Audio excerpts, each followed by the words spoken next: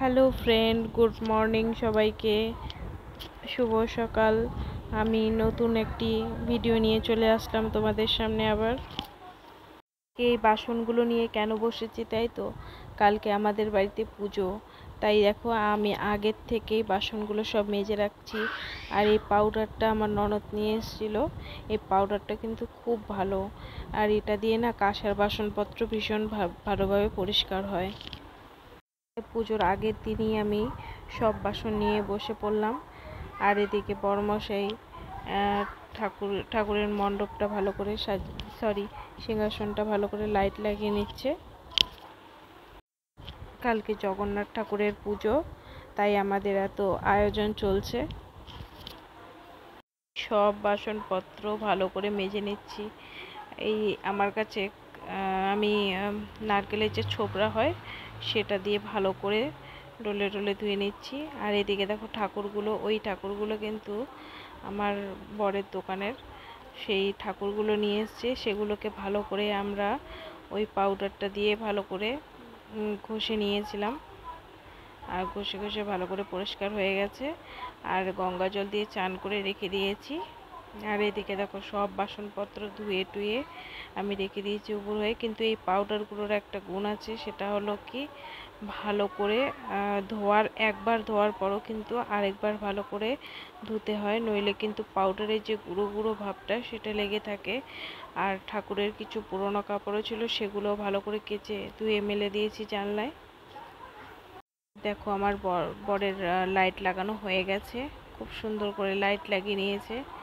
ওপরেরটা একটু অন্ধকার দেখা যাচ্ছে, সেটা পরে লাগাবে বলেছে।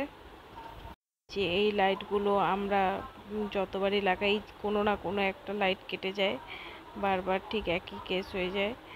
আর এদিকে দেখো আমার বড়মশাই আবার লাইট লাগাচ্ছে ওপর দিয়ে।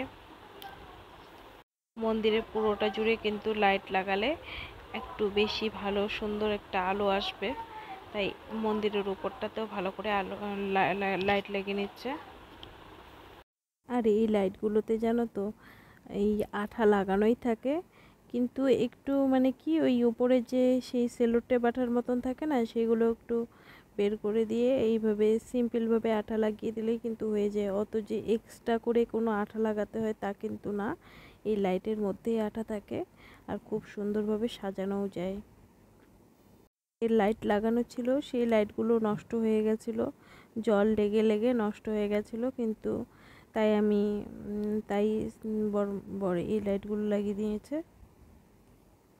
শাশুড়িমা বাজারে গিয়ে রথ নিয়ে এসছে। এই দেখো কি সুন্দর রথটা হয়েছে, খুব সুন্দর হয়েছে। কালকে আমাদের মাম্মাম সোনা আসবে, আমার ননদের মেয়ে, সে এই রথটা চালাবে বলে রথ নিয়ে এসছে রাতে। আর দেখো কি সুন্দর পুচকি পুচকি ঠাকুর, কি সুন্দর সুন্দর রথের ঠাকুর নিয়ে এসছে। সত্যি ঠাকুরগুলো কিন্তু খুব সুন্দর হয়েছে, আর রথটাও খুব ভালো হয়েছে দেখতে। বন্ধুরা, তোমাদের কাদের কাদের বাড়িতে রথের পুজো হয় আমাকে অবশ্যই কমেন্টে জানিও। আমাদের তো প্রত্যেকবার হয় পুজো, কিন্তু এবার একটু বেশি ভালো হবে মনে হচ্ছে, কারণ আমার ননদের মেয়ে আসছে। আর এই দেখো এই যে আমাদের ময়দা মাখা হচ্ছে, লুচি বানানো হবে। সকাল সকাল লুচি বানিয়ে রেখে দেওয়া হবে, কারণ পরে ওদিকে পুজোর মধ্যে ব্যস্ত থাকলে আর হবে না তখন।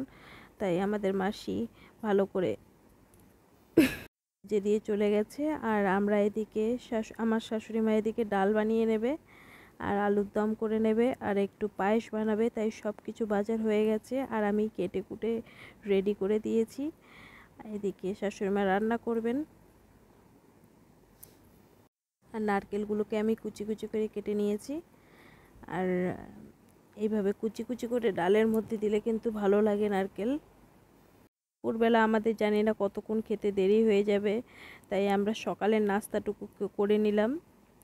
আর এদিকে দেখো মিষ্টি নিয়ে এসছে বাজার দিয়ে আমার শাশুড়ি মা, ওই মিষ্টিগুলো আমরা খাচ্ছি সকালে নাস্তার সাথে। আর এদিকে কুচি করে আমি গাজর কেটে নিয়েছি। আজকে আমাদের যত কিছু হবে সব কিছুই নিরামিষ। এদিকে ডাল বসিয়ে দিয়েছে শাশুড়ি মা, আর এদিকে পায়েসের জন্য দুধ বসিয়ে দিয়েছে আর আমি চান করে আলতা পরছি। আলতা ঠিক আমি পরতে পারি না ভালো করে, তাই একটু চেষ্টা করে যাচ্ছি। অনেক দিন ধরে আলতাটা রাখা ছিল, পরবো পরবো করে আর হচ্ছে না। শেষে আমি আলতা নিয়ে বসে গেলাম। আজকে যেহেতু পুজো পাঠের দিন, আর পুজো পাঠের দিন কিন্তু আলতা বউ মানুষদের আলতা পরলে কিন্তু বেশ ভালোই লাগে। আমার ননদের মেয়ে তো জিজ্ঞাসা করছে যে এটা কি জিনিস, কারণ ও ছোট তো, ও জানে না, ও ফার্স্ট টাইম এই জিনিসটা দেখছে। আর এই দেখো, আমি পড়তে পারছি না বলে আমার বড়মশাই ভালো করে আমার পাটা টেনে নিয়ে ও আমাকে পরিয়ে দিচ্ছে আলতা। বলছে কি এইভাবে আলতা পরে কেউ, দাও আমি তোমায় আলতা পরিয়ে দিচ্ছি। দেখো কি সুন্দর করে আলতা পরিয়ে দিয়েছে। সত্যি আমার কিন্তু খুব ভালো লাগলো যে আমার বর আলতা পরিয়ে দিচ্ছে।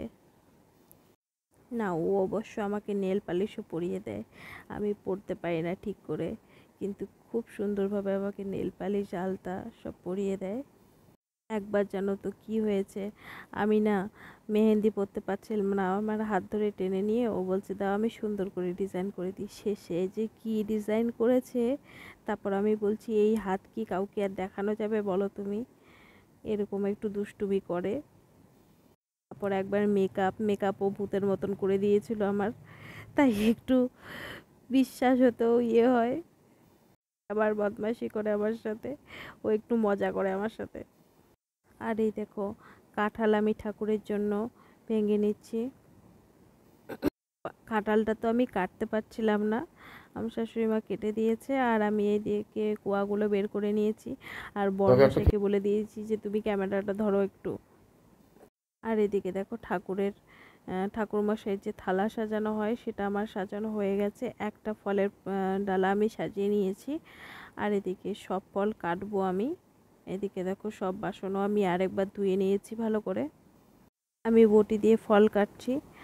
আনারসটা তো কাটতে গিয়ে আমার অবস্থা খারাপ হয়ে যাচ্ছিল, কারণ আমি না ফল ফল বলো সবজি বলো আমি সব কিছুই কিন্তু ওই চাকু দিয়েই কাটতে বেশি ভালোবাসি, কারণ আমি ছোট থেকেই চাকু দিয়ে কাটি তো, তাই বটি দিয়ে খুব একটা কাটতে আমি পারি না, কোনো কিছুই কাটতে পারি না। জাস্ট ফলগুলো তাও এই টুকরো টুকরো করে নিতে পারি, কিন্তু কোনো সবজি আমার দ্বারা বটিতে কাটা হয় না। তাও আনারসটা ওইভাবেই কেটেছি, কিন্তু আনারসটা অনেকটা বাদ চলে গেছে, খুব খারাপও লাগছিলো, কারণ ফলের যা দাম এখন। আর তাও ওইভাবেই কেটেছি, কিছু করার নেই।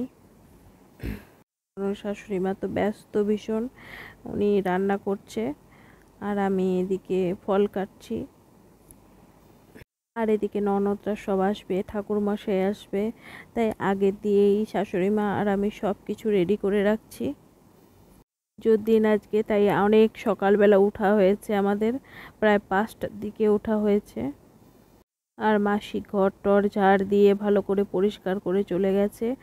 আর এদিকে আমার শাশুড়ি মা ওদিকে রান্না বসিয়ে দিয়েছে, আর এদিকে আমি ফল কাটা শুরু করে দিয়েছি।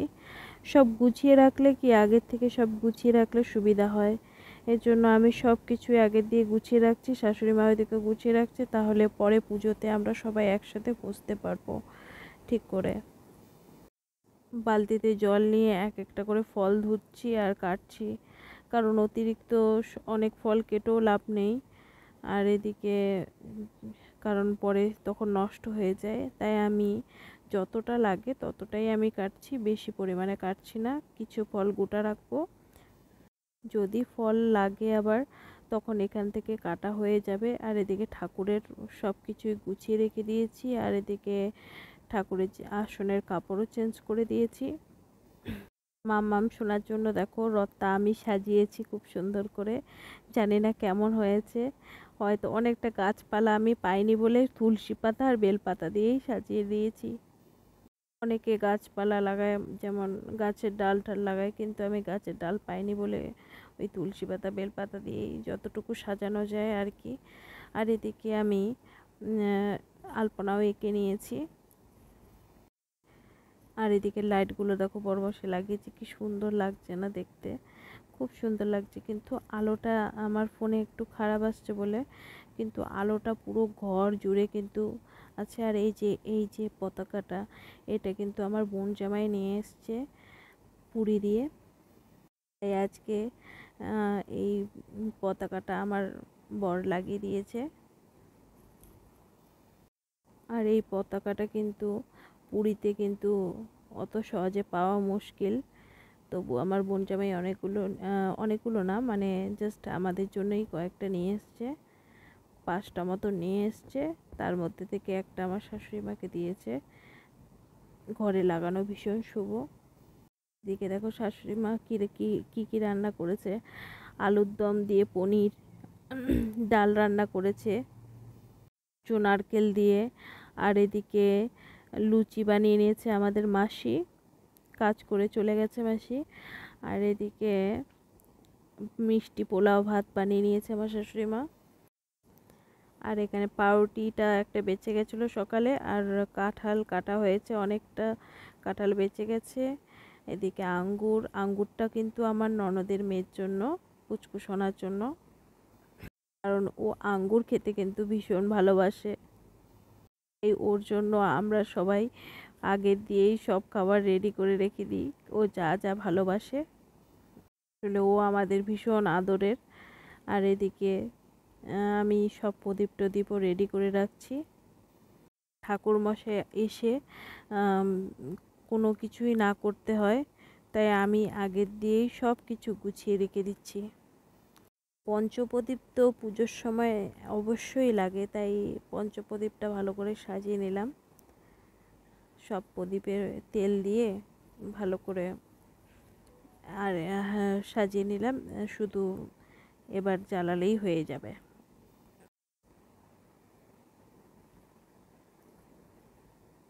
পঞ্চপ্রদীপের জন্য অবশ্য ওই যে একগুলো তুলো থাকে, যে তুলোগুলো শুধু পঞ্চপ্রদীপের জন্যই হয়, ওই তুলোগুলো, ওই সলতেগুলো বসিয়ে দিলেও হয়, কিন্তু আমার কাছে সেই সলতেগুলো ছিল না বলে আমি লম্বা সলতেগুলোই পঞ্চপ্রদীপে সাজিয়ে দিয়েছি। আর এই যে এই থালাটা, এটা কিন্তু আমার ননদ নিয়ে এসছে পুরী দিয়ে, খুব সুন্দর তাই না, জগন্নাথ ঠাকুরের ছবি আছে। এদিকে প্রদীপ রেডি করে নিয়েছি, ধুনুচি রেডি করে নিয়েছি, মিষ্টি সব কিছুই রেডি করা হয়ে গেছে। আতপ চালও ভিজিয়ে রেখে দিয়েছি। আর এদিকে আমাদের ঠাকুরমশাই চলে এসছে, এসেই তো আমাকে একটা হুকুম করে দিয়েছে, সেটা হলো কি, আমাকে একটু নারকেল কুড়তে বলছে। কারণ এই নারকেলটা পুজোতে লাগবে, সিন্নি বানাতে গিয়ে মানে সিন্নি বানানোর সময় এই নারকেলটা লাগে। সিন্নিতে এই নারকেলটা যদি দেওয়া হয় তাহলে ভালো লাগে, ঠাকুরমশাই বলে যে এটা ভালো লাগে খেতে। প্রসাদে কত কি লাগবে না লাগবে সব কিছু ঠাকুরমশাই রেডি করে নিয়েছেন, আর আমি জাস্ট সব হাতে হাতে এগিয়ে দিচ্ছি। আর এদিকে আমি চালটা ভিজিয়ে রেখে দিয়েছি, আবার এদিকে আমি সব কিছুই মানে এগিয়ে দিচ্ছি, যেমন কিশমিশটা ভিজিয়ে ভালো করে ধুয়ে দিয়েছি। আর এই যে আমার ননদের মেয়ে চলে এসছে, আর এদিকে বাতাসা দিয়ে খুব সুন্দর করে সাজিয়ে নিচ্ছেন, কারণ আমরা তো জানি না যে কতটা কি লাগবে, তাই ঠাকুরমশাই নিজে দিয়েই সব কিছু সামগ্রী মেপে মেপে সব নিয়েছেন। আর এদিকে দুধ দিয়ে দিয়েছে সিন্নির মধ্যে।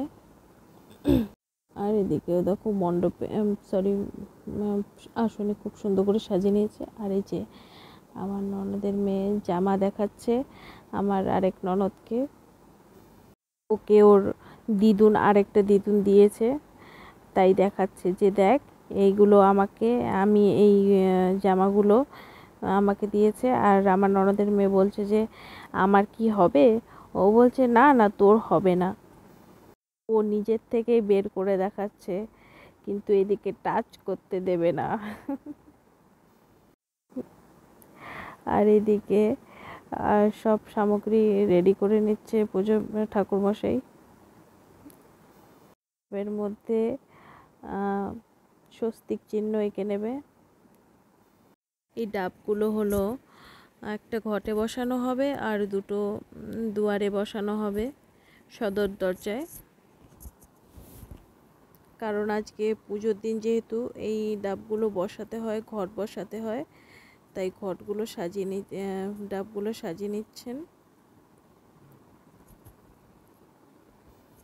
আর ঘটের মধ্যে কিন্তু ঘটের নিচে মাটি দিয়েছেন, আর মাটি না দিলে তো আবার ঘরটা বসবে না, তাই ঘরটাকে মাটি দিয়েছে নিচে। আর এদিকে তখন ডাবটা দিয়ে ঠাকুরের ঘরটা সাজিয়ে নিয়েছেন। আর এদিকে দেখো দুয়ারের সামনে মানে সদর দরজায় ঘট বসাচ্ছেন। আর এদিকে কি সুন্দর করে গেটের মধ্যে ফুল লাগিয়ে নিয়েছে আমার বর, ওই সাজিয়েছে গেটটা।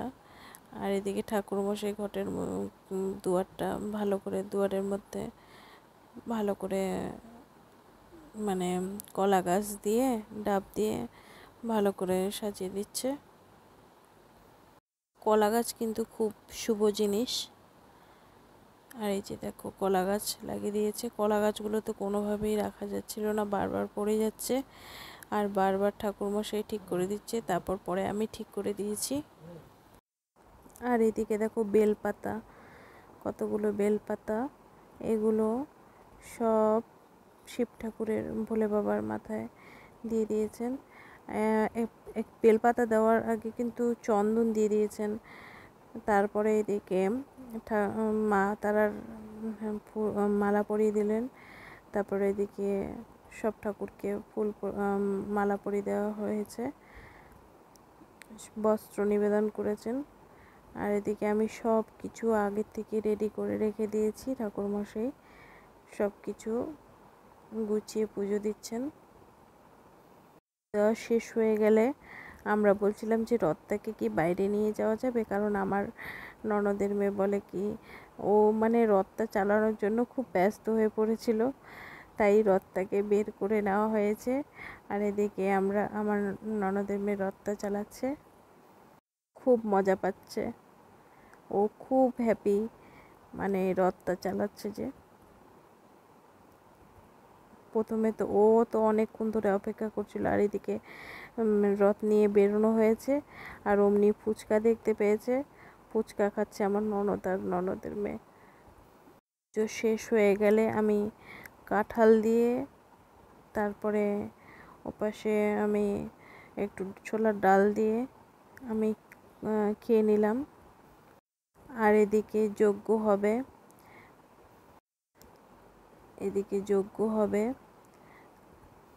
আসলে কি হয়েছে বলো তো বন্ধুরা, মানে এই যজ্ঞের যে ট্রেটা হয় সেটা আনতে ঠাকুরমশাই ভুলে গেছিলেন, তাই এখানে আবার 2 ঘন্টা লেট। মানে আজকে সারাদিন আমাদের মানে পুজোতেই কেটে গেছে বলতে গেলে। আমরা বাইরেও একটু ঘুরতে পারিনি। ননদের মেয়ে এসছে, ওকে নিয়ে একটু বেরোনোর ইচ্ছা সবারই ছিল, কিন্তু বেরোনো হয়নি, কারণ পুজোতেই সারাদিন আমাদের কেটে গেছে। আর এদিকে যজ্ঞর যে ট্রেটা আনতে গিয়েও ঠাকুরমশাই অনেক লেট করে ফেলেছেন। আসার কথা ছিল সকালে, এসছে মানে দুপুরে এসছিল। তারপরে এদিকে ট্রেটা আনতে গিয়ে 2 ঘন্টা লেট, মানে তারপরে পাশে 8টার দিকে এসছে। সত্যি অনেক লেট হয়ে গেছে আজকে পুজো। প্রথমত যজ্ঞটা আমাদের বাইরে হওয়ার কথা ছিল, কিন্তু শাশুড়িমা বলছে যে ঘরেই হোক, ঠাকুর ঘরেই হোক। আর এদিকে প্রসাদটা বানিয়ে নিয়েছে। আর এদিকে আমি মিষ্টি ভাত, আর এদিকে একটু আলুর দম নিয়ে বসে পড়েছি, পনির আলুর দম, সিন্নি প্রসাদও নিয়েছি। আমার ভিডিও ভালো লাগলে বন্ধুরা লাইক সাবস্ক্রাইব অবশ্যই করো।